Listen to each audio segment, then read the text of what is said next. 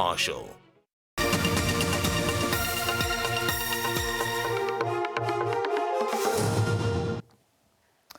Let's focus our attention now to the children of South Africa. Not a good story to tell, unfortunately. They live in a society with a constitution that has the highest regard for their rights and for the equality of everyone. Protecting children from violence, exploitation and abuse is not only a basic value, but it is an obligation set out in Article 28 of the South African Constitution. But in reality, how protected are South Africa's children? And what role do civil society organizations play in rendering child protection services? As you know, it is Child Protection Week. It runs from the 30th of May, that's when it started, until the 6th of June. And we are now going to be finding out a little bit more about this topic. Dumisile Nala is the National Executive Officer for Childline South Africa. Dumisile, thank you for your time. Thanks so much for joining us here. Good morning, and thank you for having us today. You know, we talk about children and, you know, we would love to be having the conversation in terms of, you know, how beautiful it is to be a child and how your mind can be free, your body can be free, you can just enjoy what the youth of life has to offer you. But unfortunately, that is not the story for millions of children in South Africa. What does it look like in terms of how South African children are treated? Unfortunately, it is not a good story to tell, and the outlook for our children in South Africa is not positive at all. When you look at or think about all the social ills, those confront our children in South Africa. You look at issues of poverty, the impact on children is even greater. Inequality, the impact on children is even greater. We are currently faced with COVID, and the impact on our children is even greater. Abuse, violence. Our children are confronted with all of those things on a daily basis, and it is very difficult and hard to think and talk about. Yeah. You know, one of the most startling findings, I suppose, to read from, you know, many surveys are done about this, but, you know, one that really does stand out is one quoting saying that 42% of all children in South Africa have been at the hand of some form of violence, whether it is physical, whether it is sexual, whether it is emotional, whatever it may be. And I think this was according to a survey that was done by the UBS Optimus study. I mean, 42%. This is, I mean, does that sound accurate to you, or would you think it's a little lower or even higher than projected? You know, that is one of the studies that really gave us a good sense in terms of what is going on for our children in South Africa. And even then, you would think probably we are talking about figures much more than that. But it is certainly a good and a solid basis in terms of us helping us to understand the magnitude of the problems that our children are confronting. And you can imagine that they have been exposed to that. What does it mean for their lives now? And when you look at their future, because that abuse has a long-term impact on one's life, and then the impact on our children just extends beyond their current lives and experience. So again, just looking at this particular study, I mean, it shows that of girls that were surveyed, that the majority of girls experienced their first sexual encounter or sexual abuse at the age of 14. And perhaps something that is a lot less spoken about is boys at the age of 15. And we're not talking about something that they willingly participate in. This is sexual abuse. So this again is something very startling. It is, Leanne, because, you know, we tend to talk a lot about what happens to girls, but the study and many discussions thereafter are helping us to also not leave our boys behind, because we are in a society where boys are supposed to be strong. So it makes it difficult for them to talk about or even disclose when such things have happened to them. the impact is even higher for them because they have to think, what does it mean about me when the society is expecting this of me and something like abuse takes place.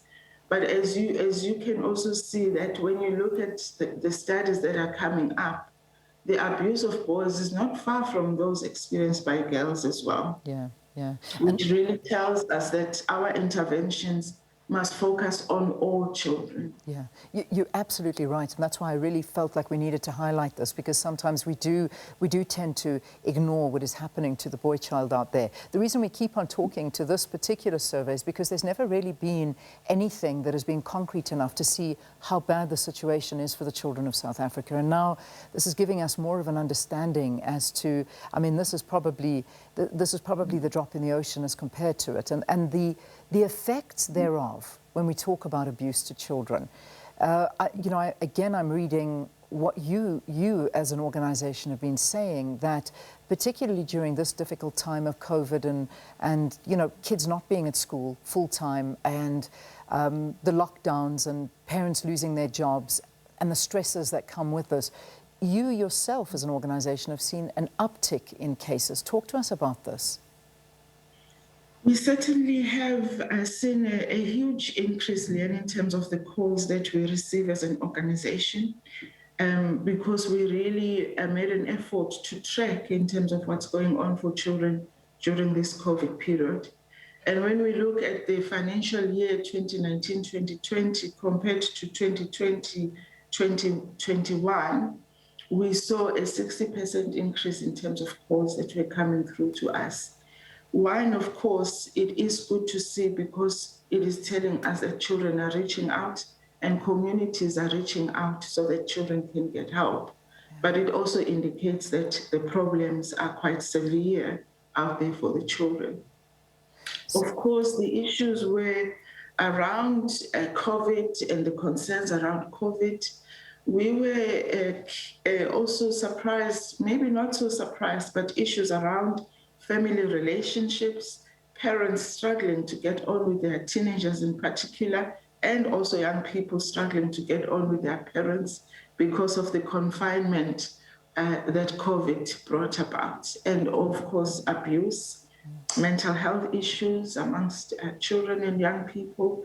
So it really brought up and highlighted quite a lot for us as an organization. Perhaps you can make it even a little bit more real for me, because when you talk to a 60% increase in the calls that you've been receiving, and these are from children, as I'm rightly hearing you, I mean, these are children that are reaching out to Childline, is that correct? It is children and community members with concerns about children, yes. The kind of calls that you may receive, particularly from children, asking for assistance or asking for help, I mean, obviously keeping it as anonymous as possible, perhaps you can give us an idea of what it is that the children of South Africa are going through. I mean, what kind of calls do you actually receive and the help they're asking for?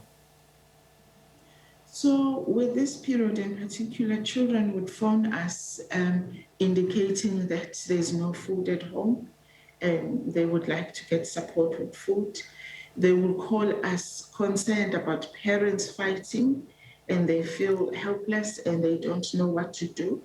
Children will call us about being abused themselves, sexual abuse, and wanting support. In some instances, they will call about their friends who are going through difficult times and wanting help.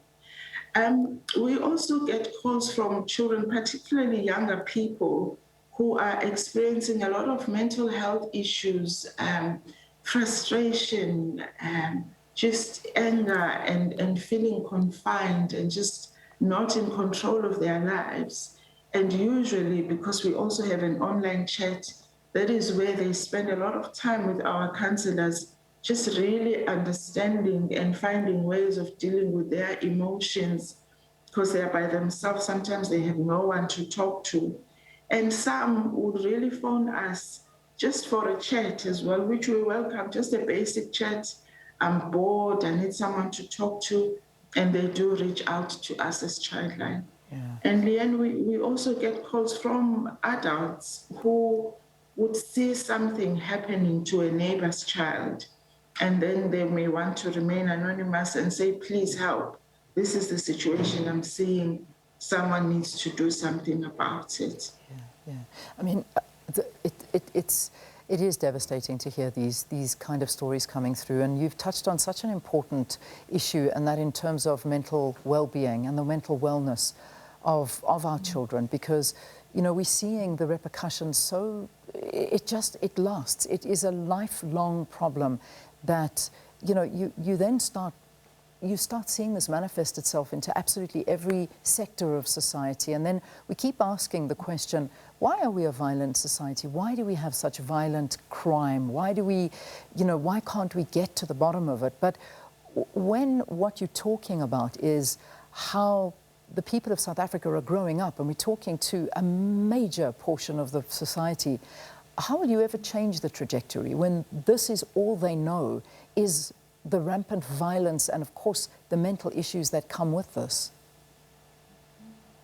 It feels like an elephant, a massive thing, and sometimes you feel overwhelmed and you don't know where to start. And I think it's important that we bite it bit by bit in terms of what is in our sphere of influence and what we can do in our own space. And it's those basic important things that we need to look at.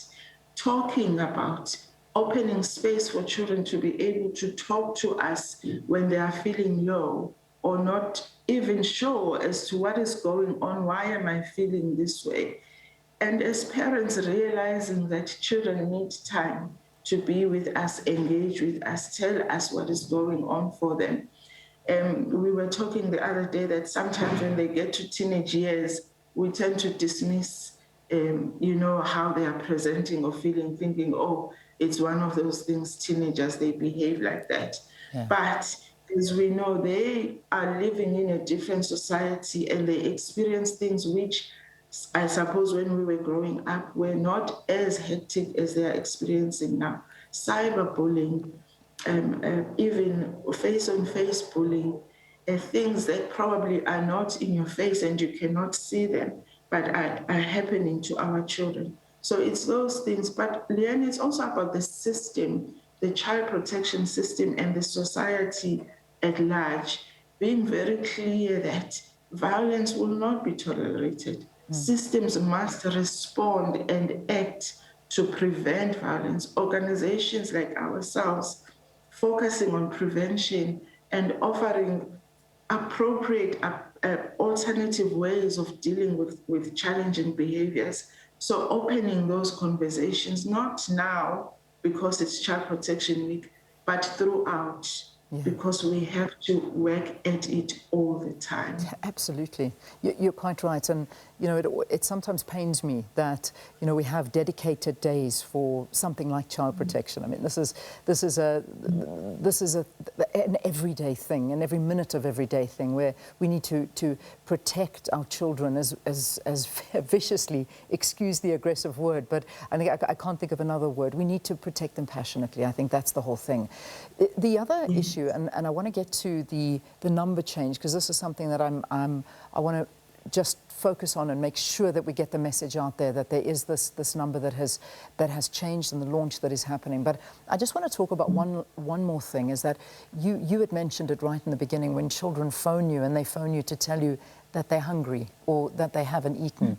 Now, during the last year, the year of 2020, during the pandemic and now, we found that a lot of the schools had closed. That's where a lot of the feeding schemes had also drawn to a close, and there were huge problems associated with that. And we just saw children that was their only meal a day. They suddenly weren't getting it. Now, studies have found that the amount of stunting of growth that has happened to the children, and as well as the amount of children that live well below the poverty line, perhaps only having one meal a day that is not necessarily even anything to look at, but just, something just to fill that gap. I mean, this is the reality, is that there are children starving out there. It is an unfortunate reality, and I think as South Africa, we are not one of the poorest countries really, and we should be able to attend to those things and provide those basic needs, because that is a basic need. How would you expect a child to be even able to learn on an empty stomach or get on with their lives? So those are the basic things. And I think, Leanne, one of the things that I suppose COVID has brought to our attention is that we need to plan ahead, because I think we were quite reactionary. We reacted when things were upon us. And I think as a country, we really need to plan, because emergencies as we move forward will remain with us. And every sphere, be it school, social services, we need to have plans in place so that when such things happen, we shift to that mode and we ensure our children are not left behind. Yeah, yeah. All right, let's get some numbers out there now. So you changed your toll-free helpline number now, I believe, to 116. Why the change? Is there any difference? Talk to us about that.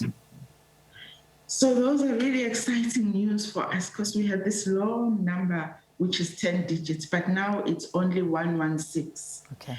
This number really came about not only in South Africa, but it's actually a harmonized helpline number for helplines in the African region.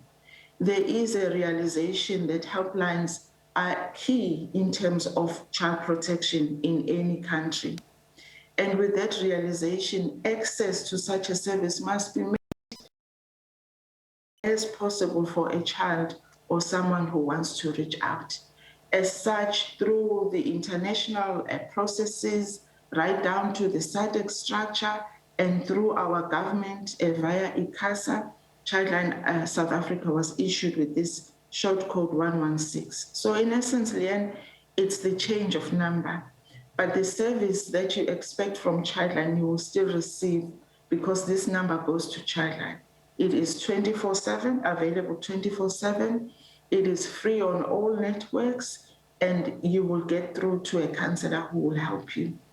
But the other important element about this number is, as I said, it's a regional helpline number for childlines in Africa. It means for a South African child who, for whatever reason, they find themselves in another country in Africa, let's say Zimbabwe or Mozambique, for instance, they need to only remember one number from home, which is 116, and they will get through to a childline in that country. Similarly, a child from another country finding themselves in South Africa and in need of help, they just need to remember that number, 116, and get through to a childline here in South Africa. Currently, we have 22 countries using 116 in Africa, and now South Africa is the 23rd country. So it's really recognizing that children are not only children that are South African, but we have children who are on the move. We have unaccompanied minors who have lots of needs as well. And as a country, we should be able to attend to those.